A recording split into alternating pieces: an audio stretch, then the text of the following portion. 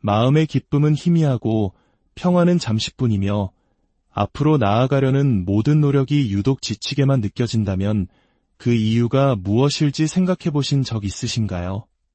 어쩌면 그 이유는 애초에 당신의 것이 아니었던 무거운 짐을 여전히 어깨에 짊어지고 있기 때문일지도 모릅니다. 겉으로 보기엔 모든 것이 괜찮아 보일 때에도 우리 마음속에는 종종 설명하기 힘든 무거움이 조용히 자리 잡고 있습니다. 웃고 있지만 그 웃음이 가슴까지 닿지 않고 열심히 일하고 있지만 마치 물속을 걷는 것처럼 힘겹게 느껴집니다. 앞으로 나아가려는 내가 있는 반면 보이지 않는 무언가, 아직 해결되지 않은 과거의 어떤 것에 닻을 내린 채 멈춰서 있는 또 다른 내가 있는 것입니다. 저명한 심리학자 칼 융은 우리가 외면한다고 해서 과거가 사라지는 것은 아니라고 믿었습니다. 과거는 그저 땅속으로 스며들어 우리의 무의식이란 영역에 자리 잡고 그곳에서 조용히 우리 삶의 방향을 조종합니다. 시간이 흐르면서 그 묻어둔 고통은 단순히 우리의 감정뿐만 아니라 우리의 선택, 관계, 그리고 정체성 그 자체를 만들어 나갑니다. 이제는 다 극복했다고 생각할지 모릅니다. 하지만 어떤 기억을 떠올렸을 때 여전히 몸이 긴장하고 당신의 진실을 말하려 할 때 목소리가 떨리고 이름 모를 무언가가 아직도 꿈속에 나타난다면 과거는 과거에 머물러 있는 것이 아닙니다. 그것은 여전히 당신 안에서 살아 숨쉬고 있는 것입니다. 이 숨겨진 짐이 항상 거대한 트라우마의 형태를 띠는 것은 아닙니다. 때로는 아주 조용히 쌓여온 것들의 결과물일 수 있습니다. 평화를 지키기 위해 삼켜버렸던 죄책감, 거절당하기 싫어서 침묵시켰던 나의 필요, 인정을 받기 위해 맞바꿨던 나의 자존감. 수년에 걸쳐 이런 순간들은 겹겹이 쌓여 마치 짙은 안개처럼 무겁고 거의 보이지 않는 무언가가 됩니다. 우리는 안개 속을 걷고 있다는 사실조차 잊어버리곤 합니다. 누군가 창문을 열어주기 전까지는 말이죠. 오늘 우리의 이야기는 바로 그 창문을 여는 여정에 관한 것입니다. 모든 고통스러운 순간을 다시 체험하자는 것이 아닙니다. 더 이상 그 짐들을 남은 인생 내내 끌고 다닐 필요가 없다는 것을 깨닫는 것에 관한 이야기입니다. 그 첫걸음은 바로 알아차림입니다. 그 무게를 인지하고 그것에 이름을 붙여주는 것입니다. 비난이나 수치심이 아니라 따뜻한 연민의 마음으로 말입니다. 당신이 아무 이유 없이 그 짐을 짊어진 것이 아니기 때문입니다. 어느 시점에서는 그것이 당신이 살아남고 소속되고 당신의 연약한 마음을 보호하는 유일한 방법이었기 때문입니다. 하지만 이제 당신은 단순한 생존 그 이상을 맞이할 준비가 되었습니다. 당신은 자유로워질 준비가 되었습니다. 과거로부터 도망치는 종류의 자유가 아니라 과거를 변화시키는 진정한 자유를 말입니다. 그리고 그 시작은 나는 괜찮다는 가식을 멈추고 당신이 너무나 당연하게 여겨왔던 그 마음의 무게에 대해 솔직해지는 것에서부터 비롯됩니다. 이것은 극적인 드라마가 아닙니다. 감정의 밀도에 관한 이야기입니다. 감정의 무게는 실제하며 무엇이 당신을 짓누르고 있는지 보기 전까지는 결코 날아오를 수 없습니다. 그러니 이제 시작해 봅시다. 비난도 억지로도 아닌 내면을 들여다보고 스스로에게 질문할 용기와 함께 말입니다. 나는 아직도 무엇을 짊어지고 있는가? 그리고 이제는 그것을 내려놓을 때가 되지 않았는가? 당신이 성격이라고 부르는 것들 중 얼마나 많은 부분이 사실은 자신을 보호하기 위한 방어기제일까요? 매사에 조심스러운 태도, 다른 사람의 기분을 맞추려는 노력, 소리치고 싶을 때의 침묵, 마음이 아플 때 짓는 미소. 우리는 이것들을 성숙함이나 강인함으로 착각하기 쉽습니다. 하지만 만약 이것들이 교묘하게 위장한 생존 전략이라면 어떨까요? 오늘날 당신이 세상을 살아가는 방식이 한 번도 되돌아보지 않았던 과거의 상처에 의해 여전히 조종되고 있다면 어떨까요? 대부분의 사람들은 자신이 짊어진 짐의 무게를 의심하지 않습니다. 너무나 오랫동안 그 짐을 끌고 다녔기에 마치 자신의 척추의 일부처럼 느껴지기 때문입니다. 그저 피곤한 것뿐이라고, 사는 게 원래 힘든 거라고, 나는 원래 우유부단한 사람이라고 스스로에게 말합니다. 하지만 그 표면적인 증상들 아래에는 더 오래되고 깊은 무언가가 숨어 있습니다.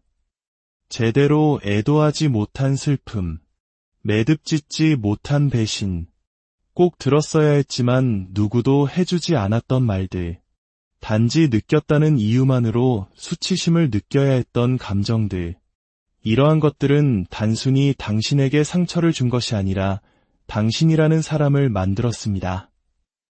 모든 갈등을 피하면서 문을 닫고 혼자 우는 한 여성을 생각해 봅시다. 그녀는 어릴 적 자신의 의견을 말하는 것이 벌로 이어진다는 것을 배웠습니다. 그래서 살아남기 위해 순응하는 사람이 되었습니다. 끊임없이 인정을 갈망하며 일과 성취에 자신을 던지는 한 남자는 어떻습니까? 그는 아버지의 눈에 결코 충분히 만족스러운 아들이 아니었습니다. 그래서 이제 그는 생산성을 사랑과 착각하며 살아갑니다. 혹은 어린 시절 자신의 선택이 늘 비난받았기에 다른 10사람에게 물어보지 않고는 아무 결정도 내리지 못하는 어른도 있습니다. 그에게 잘못된 선택은 곧 인정받지 못함을 의미하기 때문입니다. 이것들은 단순한 습관이 아닙니다. 당신의 신경계에 살아 숨쉬는 이야기들입니다. 그 뿌리를 거슬러 올라가 추적하지 않는 한 그것들은 마치 커튼 뒤에 보이지 않는 전선처럼 당신의 삶을 계속해서 조종할 것입니다. 칼 융은 이렇게 말했습니다. 무의식을 의식화하기 전까지 무의식은 당신의 삶을 지배할 것이고 당신은 그것을 운명이라 부를 것이다. 이제 여정의 가장 중요한 부분에 도달했습니다. 이것은 처벌이 아닌 깨달음을 위한 시간입니다. 치유는 내려놓음에서 시작되는 것이 아니라 알아차림에서 시작됩니다. 사슬을 풀기 위해서는 먼저 그 사슬을 보아야만 합니다. 그러니 거기서부터 시작합시다. 당신의 그 깊은 피로감에서부터 말입니다. 당신을 가장 지치게 하는 생각은 무엇인가요? 끊임없이 자신을 증명해야 한다는 압박감인가요? 버려질지도 모른다는 두려움인가요? 다른 사람들을 위해 항상 강해야 한다는 부담감인가요? 그것들을 적어보세요. 판단하지 말고 그저 알아차리세요. 그 하나하나가 과거의 무언가로 이어지는 실마리입니다. 다음으로 그 패턴을 따라가 보세요. 내가 언제 처음 이런 감정을 느꼈지? 누구와 함께 있었나? 그 경험을 통해 나는 무엇을 배웠나?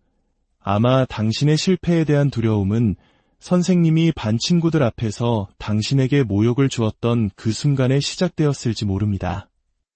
그래서 당신은 다시는 위험을 감수하지 않기로 결심했겠죠.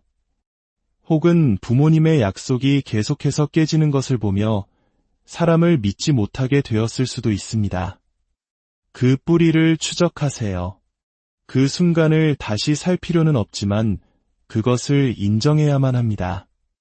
말해지지 않은 것은 어둠 속에서 골마가기 때문입니다. 이런 질문으로 일기를 써보는 건 어떨까요? 그때 일어난 일에서 살아남기 위해 나는 나 자신에 대해 어떤 믿음을 갖게 되었는가? 아마 이런 답들이 나올 수 있습니다. 나는 성공할 때만 사랑받을 가치가 있다. 나의 감정은 다른 사람에게 짐이 된다. 나는 보이지 않을 때 가장 안전하다. 당신은 이미 충분히 오랫동안 그 믿음들을 짊어지고 살아왔습니다. 그 거짓된 진실을 중심으로 삶을 구축해온 것에 대해 수치심을 가질 필요는 없습니다. 그 당시에는 그것이 당신을 안전하게 지켜주었으니까요. 하지만 안전이 자유와 같은 의미는 아닙니다. 이제 당신은 그 차이를 볼 수 있을 만큼 충분히 강해졌습니다. 이 여정은 슬픔을 불러일으킬 수 있습니다. 움츠러든 채 살아온 세월에 대해 혹은 진짜 나를 보여주는 대신 역할을 연기했던 관계들에 대해 슬퍼할 수도 있습니다. 그 슬픔이 오도록 내버려 두세요. 그것은 당신이 깨어나고 있다는 증거입니다. 마침내 진실을 마주하고 있다는 신호입니다. 그리고 진실은 해방의 시작입니다. 이 내면의 사슬을 보기 시작하면 그것들은 서서히 느슨해지기 시작합니다.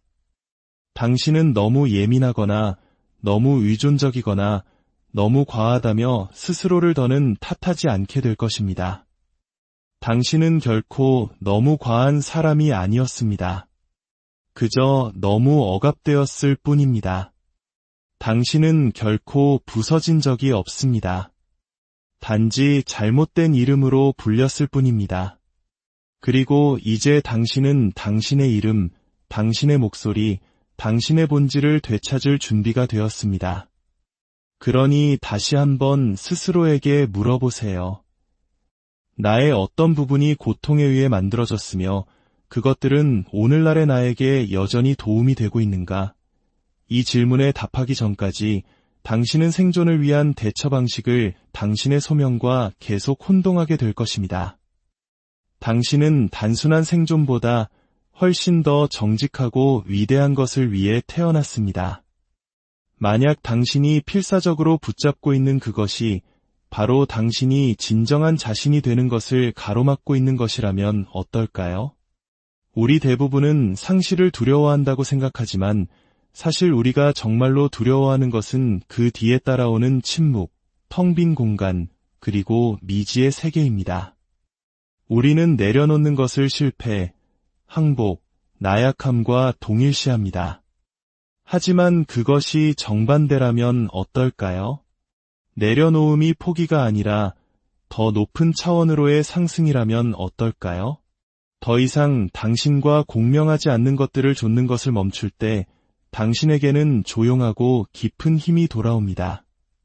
다른 사람의 인정을 받을 필요도, 애초에 당신의 몫이 아니었던 것을 고치려 애쓸 필요도, 단지 안전함을 느끼기 위해 낡은 버전의 자신에게 매달릴 필요도 없다고 결심하는 바로 그날, 당신 안에 아주 오래된 무언가가 깊은 한숨을 내쉽니다. 비로소 당신의 에너지가 제자리로 돌아오는 것입니다. 그리고 그때 마법 같은 변화가 시작됩니다. 당신은 더 이상 힘을 낭비하지 않습니다. 오히려 힘을 쌓기 시작합니다. 칼융은 치유란 어둠을 밀어내는 것이 아니라 무의식을 의식화함으로써 일어난다고 썼습니다. 다시 말해, 고통을 부정함으로써 그것을 해소하는 것이 아니라 그것을 온전히 통합함으로써 해소하는 것입니다. 그리고 그것이 바로 내려놓음의 진정한 의미입니다. 그것은 있는 것이 아닙니다. 소화하고 변형시키고 고통을 지혜라는 걸음으로 만드는 과정입니다. 결코 해결되지 않은 논쟁을 계속해서 되새기던 사람을 생각해 보세요. 그는 오지 않는 마무리를 기다리며 수년을 낭비합니다. 하지만 어느 날 그는 그 이야기를 반복하는 대신 새로운 이야기를 쓰기 시작합니다. 촛불을 켜고 일기장에 말하지 못했던 것들을 털어놓고 이렇게 소리내어 말합니다. 나는 당신을 용서합니다. 당신이 그럴 자격이 있어서가 아니라 나에게 평화가 필요하기 때문입니다. 이것은 나약함이 아닙니다. 이것은 스스로를 선택하는 힘입니다. 혹은 다른 사람들을 위해 항상 자신의 꿈을 희생했던 여성을 생각해 보세요.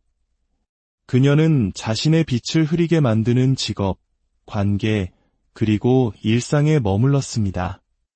어느 날 아침, 그녀는 잠에서 깨어나 더 이상 자신을 설명하는 것을 멈춥니다. 그리고 다시 그림을 그리기 시작합니다. 누구에게도 말하지 않습니다. 그저 기쁨을 선택할 뿐입니다. 이것은 사람을 내려놓는 것이 아니라 자신을 보이지 않게 만들었던 낡은 패턴을 내려놓는 것입니다. 수십 년간 자신을 버린 사람들에 의해 스스로를 정의하며 살아온 남자도 있습니다. 아버지로부터 받은 상처, 연인에게 당한 배신, 친구와의 단절. 그러던 어느 날 명상 중에 그는 깨닫습니다. 진짜 상처는 그 사람이 아니라 나는 머물 가치가 없는 사람이라는 자신의 믿음이었다는 것을. 그 깨달음은 무언가를 터뜨립니다. 그는 웁니다.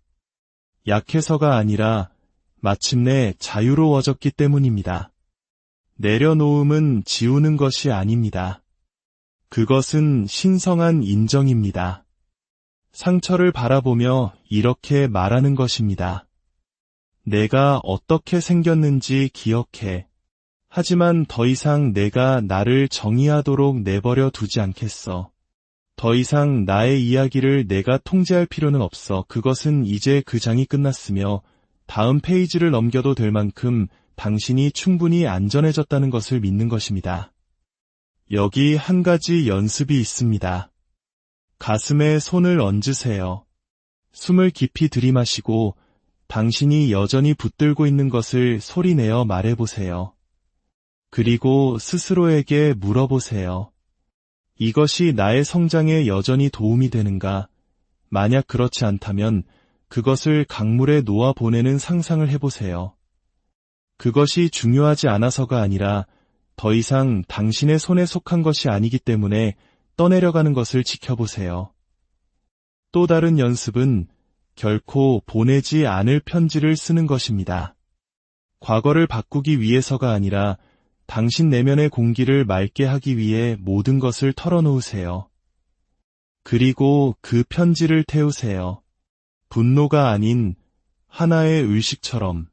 한때 분노로 가득 찼던 공간에 어떻게 빛이 돌아오는지 지켜보세요. 진정한 힘은 결과를 억지로 만들어내는 데 있지 않습니다. 다가올 것을 위한 공간을 만드는 데 있습니다. 무언가가 돌아와야 한다는 기대를 내려놓는 순간 당신은 더 당신다운 무언가가 나타날 자리를 만드는 것입니다. 네, 슬픔이 찾아올 것입니다. 그것을 허락하세요. 내려놓는 것은 종종 죽음처럼 느껴집니다. 하지만 그것은 오직 당신의 일부, 즉 증명하고 연기하고 비위를 맞추느라 갇혀있던 일부가 죽는 것이기 때문입니다. 그리고 그 자리에 뿌리 깊고 온전한 진짜 무언가가 솟아오릅니다. 당신은 내려놓음으로써 자신을 잃는 것이 아닙니다. 세상이 당신에게 꽉 붙들라고 설득하기 전에 당신, 그 본래의 당신을 되찾는 것입니다. 그러니 다음번에 당신의 마음이 이제 때가 되었어 라고 속삭일 때 그 소리에 귀를 기울이세요. 그것은 나약함의 신호가 아닙니다. 당신의 영혼이 자신의 힘을 기억해내고 있다는 증거입니다. 만약 당신의 미래가 과거의 연장선이 아니라 당신의 의식적인 선택에 의한 창조물이 될 수 있다면 어떨까요? 어느 날 아침 잠에서 깨어났을 때 당신이 더 이상 낡은 각본대로 움직이지 않고 오래된 고통에 반응하지 않으며 똑같은 감정 패턴이 반복될까 봐 전전긍긍하지 않는 자신을 발견한다고 상상해보세요. 대신 당신은 명료함, 선택, 그리고 자유 속에서 살아가고 있습니다. 처음에는 미묘하게 들릴지 모르지만 그 변화는 지각 변동과도 같습니다. 당신이 생존하는 것을 멈추고 삶을 디자인하기 시작할 때 당신 삶의 전체 구조가 바뀌기 시작합니다. 칼 융은 우리가 무의식을 의식화하기 전까지는 그것이 우리의 삶을 지배하고 우리는 그것을 운명이라 부를 것이라고 믿었습니다. 하지만 마침내 우리가 과거를 마주하고 그것을 통합하고 그 무게를 내려놓을 때 또 다른 무언가가 깨어납니다. 그것은 바로 생존을 위해 되어야만 했던 내가 아니라 앞으로 되어갈 나의 모습과 일치하는 삶을 살아갈 창조적인 힘입니다. 이것은 모든 것이 완벽한 척하는 것이 아닙니다. 내 삶의 저자로서의 권리를 되찾는 것입니다. 내면의 서사를 왜 나에게 이런 일이 일어났을까? 에서 여기서부터 나는 무엇을 만들어갈 것인가? 로 다시 쓰는 것입니다. 그 언어의 변화는 현실의 변화가 됩니다. 당신이 스스로에게 들려주는 이야기가 바로 당신 미래의 설계도이기 때문입니다. 가족의 미운 오리 새끼로 자신을 여기던 한 남자를 생각해 봅시다. 수년 동안 그 꼬리표는 그림자처럼 그를 따라다녔습니다. 그의 관계, 자존감, 심지어 그가 받을 자격이 없다고 믿었던 기회들까지도 지배했습니다. 하지만 어느 날 그는 멈춰서서 자신에게 다른 질문을 던졌습니다. 내가 미운 오리 새끼라는 것은 내가 이 가문의 악순환을 끊기 위해 태어났다는 의미가 아닐까? 그 질문은 하나의 깨달음의 불꽃을 일으켰습니다. 그는 자신이 벗어나고 싶은 것뿐만 아니라 다음 세대에 물려주고 싶은 진정한 가치들을 일기에 적기 시작했습니다. 그 변화는 원망을 책임감으로 바꾸었습니다. 그리고 그 책임감으로부터 새로운 삶이 피어났습니다. 혹은 성인이 된 후 대부분의 시간을 자신의 감정에 대해 과도하게 사과하며 보낸 여성을 생각해 봅시다. 그녀는 자신이 너무 예민한 것이 결점이라고 믿었습니다.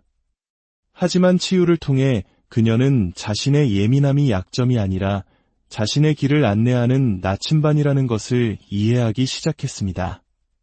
그녀는 자신의 몸이 무엇을 말하려 하는지 추적하기 시작했고 죄책감 없이 자신의 필요를 존중했으며 자신을 지치게 하지 않는 삶의 리듬을 만들어갔습니다. 그녀의 미래는 더 부드러워졌지만 동시에 더 강해졌습니다. 반응하는 삶이 아니라 응답하는 삶이 되었습니다. 당신의 미래를 재건하는 것은 당신의 마음 속에서 시작됩니다. 한 문장으로 시작하세요. 그것을 적어보세요. 나는 더 이상 나 자신을 버리지 않는다. 매일 아침 그것을 말하세요. 차를 마시며 을조리고 걸으면서 그 문장과 함께 호흡하세요. 그것이 당신의 리듬이 될 때까지 반복하세요. 반복은 신경계를 재구성하고 당신의 생각이 바뀌면 당신 몸의 화학작용도 따라 변하기 때문입니다. 이제 스스로에게 물어보세요. 만약 당신이 상처가 아닌 온전함에 기반한 삶을 산다면 당신의 하루 일과는 어떤 모습일까요? 당신은 누구의 비위를 맞추는 것을 멈출까요? 무엇을 미루는 것을 멈출까요?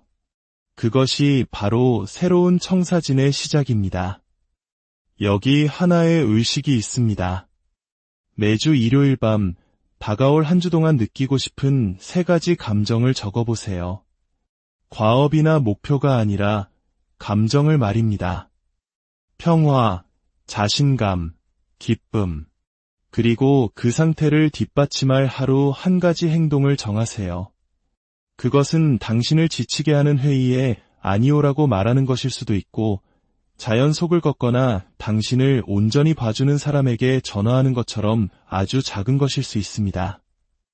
반복되는 작은 행동들이 당신 삶의 새로운 구조가 됩니다. 더 깊이 들어가 봅시다. 자기 비판적인 생각을 당신을 고양시키는 질문으로 바꾸세요. 왜 나는 이걸 제대로 못할까? 대신 나의 어떤 부분에 아직 인내가 더 필요할까? 라고 물어보세요. 나는 꼼짝없이 같았어 대신 오늘 내가 나 자신을 믿는다면 어떤 작은 발걸음을 뗄 수 있을까? 라고 시도해보세요. 당신의 내면의 대화는 토양과 같습니다. 새로운 열매를 원한다면 새로운 씨앗을 심어야 합니다. 융은 일생의 특권은 진정으로 자기 자신이 되는 것이라고 말했습니다. 지금 이 순간이 바로 당신을 그 길로 초대하고 있습니다. 당신은 고통을 짊어졌고 사슬에 이름을 붙였으며 낡은 이야기를 내려놓았습니다. 이제 페이지는 비어 있습니다.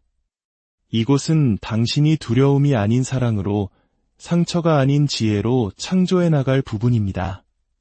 네, 완벽하지는 않겠지만 진실할 것입니다. 그리고 진실하게 살아낸 삶은 그 자체로 중력을 가집니다. 그것은 상처받은 당신이 아닌 치유된 당신과 공명하는 사람, 장소, 그리고 길을 끌어당기기 시작합니다. 그러니 이제 질문은 내가 더 나은 미래를 가질 수 있을까? 가 아닙니다. 질문은 이것입니다. 나는 새로운 미래를 건설할 수 있을 만큼 충분히 오랫동안 과거를 되풀이하는 것을 멈출 준비가 되었는가? 당신이 살아가야 할 미래는 멀리 있지 않습니다. 그것은 당신이 올바른 방향으로 내리는 다음 결정과 함께 시작됩니다. 바로 지금 시작됩니다. 세상이 당신에게 누구여야 한다고 말하기 전에 당신은 누구였습니까?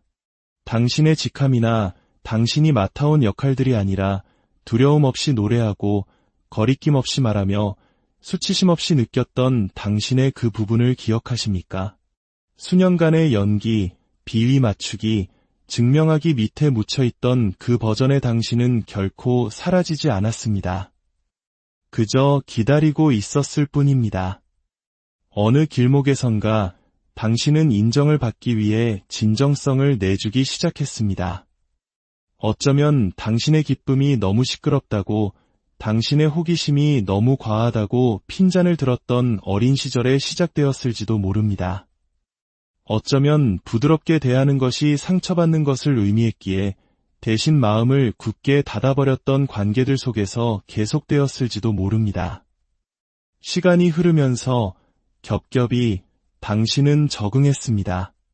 당신은 소화되기 쉬운 사람이 되는 법을, 평화를 유지하는 법을, 영혼이 비명을 지를 때조차 미소 짓는 법을 배웠습니다. 그리고 천천히 본래의 당신은 희미해졌습니다. 당신이 약해서가 아니라 살아남아야 했기 때문입니다. 칼 융은 일생의 특권은 진정으로 자기 자신이 되는 것이라고 썼습니다. 하지만 되는 것은 발명에 관한 것이 아닙니다. 그것은 기억해내는 것에 관한 것입니다. 역할들, 반사적인 행동들, 소음들 아래에 당신의 본래 모습은 여전히 숨쉬고 있습니다. 지금은 조용할지 모르지만 그 모습은 당신이 자신을 선택해주기를 희망하는 것을 멈추지 않았습니다. 이제는 돌아가야 할 때입니다. 고통을 다시 살기 위해서가 아니라 잃어버렸던 힘을 되찾기 위해서 말입니다. 누군가 예술로는 아무것도 이룰 수 없다고 말해서 그림 그리기를 멈춘 어린 소년을 생각해보세요. 수십 년 동안 그는 자신의 창의성을 현실성이라는 이름 아래 묻어두었습니다. 하지만 50대에 들어선 어느 날 그는 다시 연필을 집어듭니다. 누군가에게 깊은 인상을 주거나 그림을 팔기 위해서가 아니라 자기 자신과 다시 연결되기 위해서. 그 스케치북은 생명줄이 되었습니다. 그가 그린 선 하나하나가 자기 자신에게로 돌아가는 실이었습니다. 혹은 학교에서 고전했기 때문에 자신이 똑똑하지 않다고 믿으며 수년을 보낸 여성을 생각해보세요. 그녀는 자기의심을 바탕으로 삶을 구축했고 항상 자신의 결정을 다른 사람에게 맡겼으며 자신의 가치를 재차 의심했습니다. 하지만 그녀의 딸이 엄마가 아는 건 어떻게 알게 된 거야? 라고 물었을 때 무언가 깨졌습니다. 그녀는 지혜란 결코 성적에 관한 것이 아니었다는 것을 깨달았습니다. 그것은 깊이 살아있는 경험, 직관에 관한 것이었습니다. 그녀는 자신의 삶의 이야기를 일기에 쓰기 시작했고 그것을 다른 여성들을 위한 팟캐스트로 만들었습니다. 한때 수치심에 의해 침묵당했던 그녀의 목소리는 바로 다른 사람들을 치유하는 것이 되었습니다. 이것이 바로 잃어버린 자아를 되찾는다는 것의 의미입니다. 거창한 재창조를 통해서가 아니라 당신이 세상에 의해 편집되기 전에 당신이 누구였는지에 대한 작은 메아리에 귀를 기울임으로써 말입니다. 당신이 그 빛을 어둡게 하는 법을 배우기 전에 무엇이 당신의 눈을 빛나게 했습니까? 누군가 조용히 하라고 말하기 전에 당신은 무엇을 표현하고 싶었습니까? 그 답들은 여전히 당신 안에 무너진 잔해 밑에서 기다리고 있습니다. 시작할 수 있는 한 가지 간단한 방법은 당신의 어린 시절 자신에게 편지를 쓰는 것입니다. 연민이 아니라 힘을 담아서 말입니다. 그들의 용기를 알아본다고 말해주세요. 그들이 상상한 고통이 아니었다고, 그들의 잘못이 아니었다고 말해주세요. 그리고 그들이 무엇을 그리워하고 무엇이 필요한지 물어보세요. 그들이 여전히 무엇에 대해 꿈꾸는지.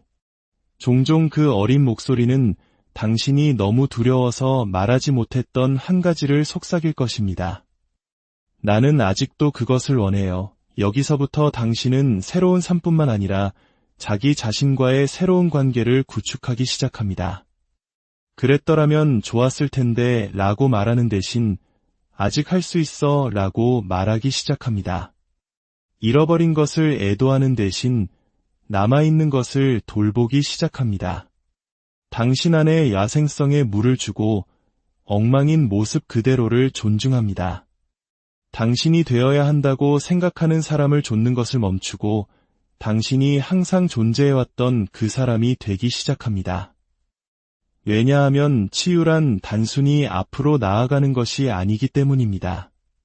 그것은 사랑을 가지고 되돌아가는 것입니다.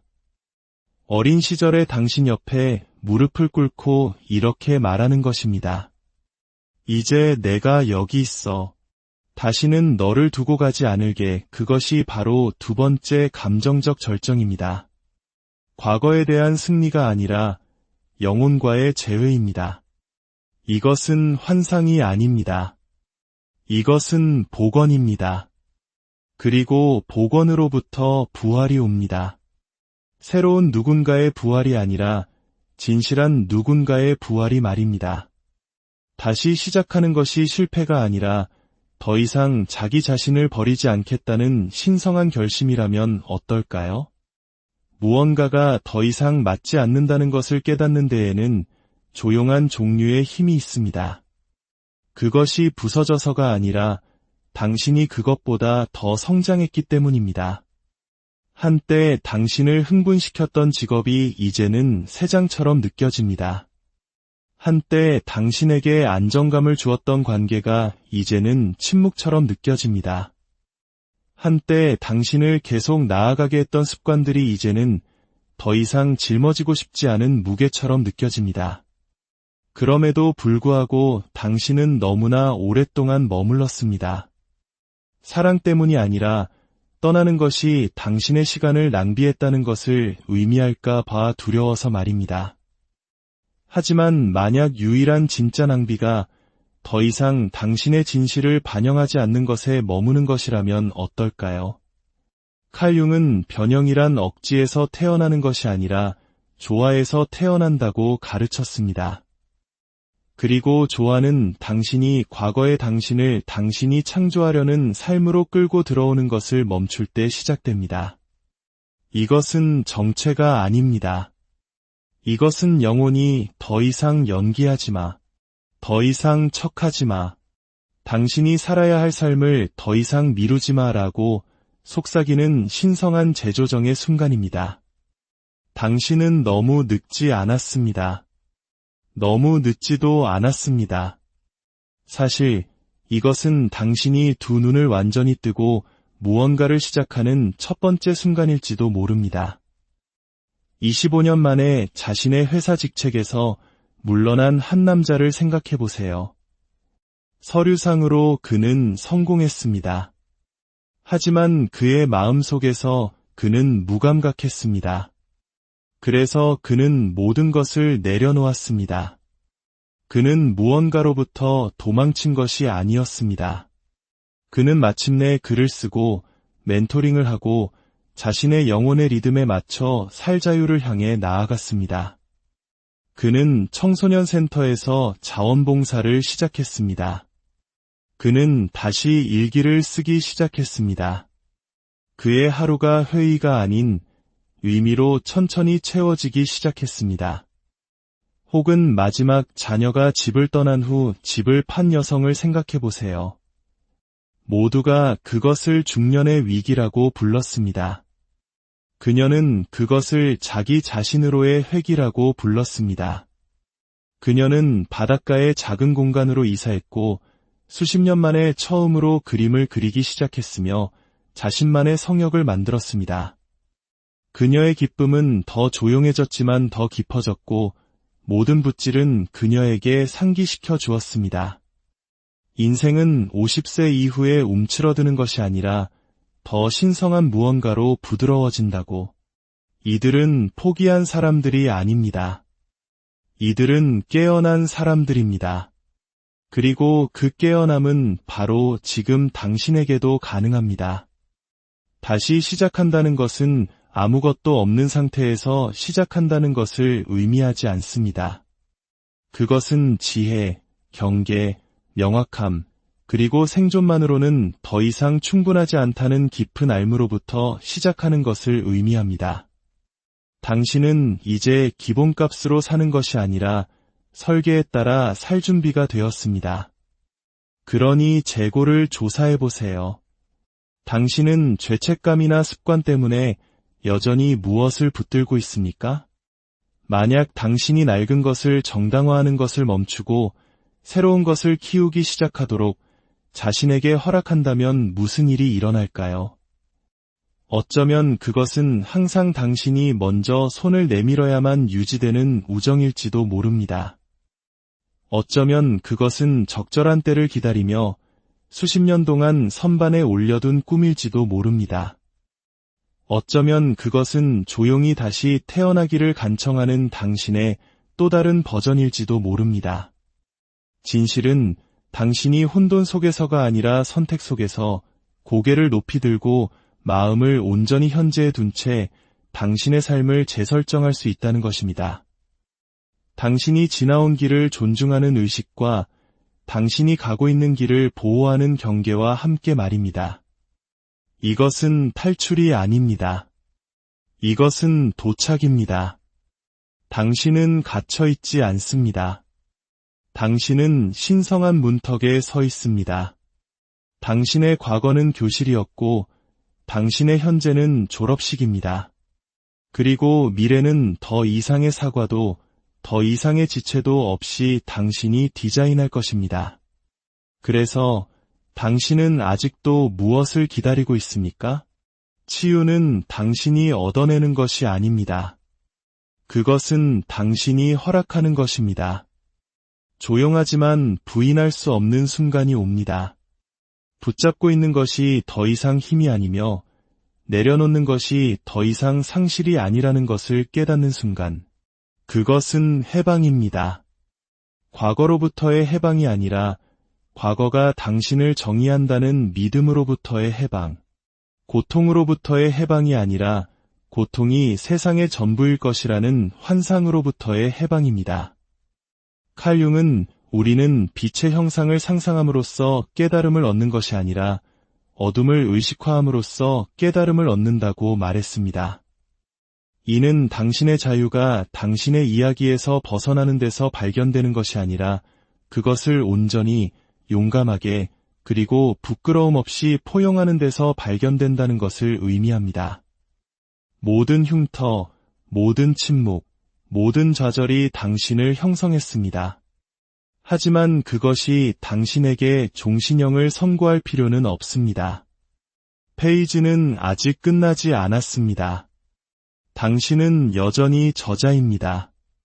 완벽한 타이밍을, 더 명확해지기를, 다른 사람의 허락을, 두려움이 사라지기를 기다리는 것을 멈추는 순간이 바로 지금이 되게 하십시오. 그중 어느 것도 오지 않을 것입니다. 만약 당신이 허락한다면 다가올 것은 스스로에게 진실을 말하는 작고 정직한 행동 하나가 가진 조용한 힘입니다. 그것만으로도 모든 것이 바뀝니다. 그 진실은 나는 더 이상 척하는 것에 지쳤어 일 수도 있고 나는 더 이상 이것을 짊어지고 싶지 않아 일 수도 있으며 나는 내 삶의 이 버전보다 더 나은 것을 받을 자격이 있어 일 수도 있습니다. 당신의 진실이 무엇이든 그것은 다듬어질 필요가 없습니다. 그저 존중받을 필요가 있을 뿐입니다. 앞으로 나아갈 길은 확실성으로 포장되어 있지 않습니다. 그것은 용기로 밝혀집니다. 당신의 진실과 일치하여 내딛는 가장 작은 발걸음조차 수천 번의 조용한 기도의 무게를 지닙니다. 그것은 극적인 변화처럼 보이지 않을 수도 있습니다. 하나의 의무에 아니오라고 말하는 것일 수도 있고, 막다른 관계에서 당신의 에너지를 회수하는 것일 수도 있으며, 수년 만에 처음으로 조용히 자신과 함께 앉아 이제 내가 듣고 있어 라고 말하는 것일 수도 있습니다. 내려놓는 것은 있는 것이 아닙니다. 그것은 용서하는 것입니다. 당신의 힘을 현재의 순간, 삶이 진정으로 일어나는 유일한 장소로 되돌려 보내는 의식입니다. 왜냐하면 당신의 자유는 바로 여기, 지금 여기에 살고 있기 때문입니다. 과거를 고치는 데 있지 않습니다. 사랑을 얻어내는 데 있지 않습니다. 당신의 가치는 결코 논쟁의 대상이 아니었으며 오직 되찾아야 할 대상이었다는 것을 기억하는 데 있습니다. 그러니 숨을 쉬세요. 한 번에 하나의 선택으로 시작하세요. 미래는 당신의 완벽한 버전을 필요로 하지 않습니다. 그저 진짜 당신을 필요로 할 뿐입니다.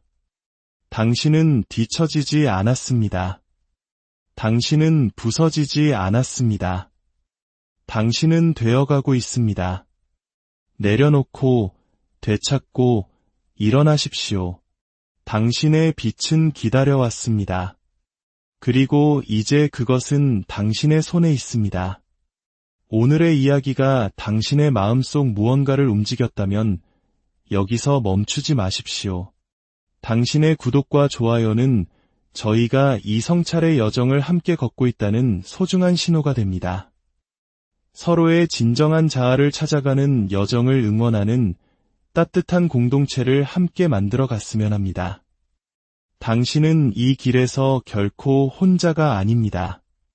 당신의 모든 걸음의 빛과 평화가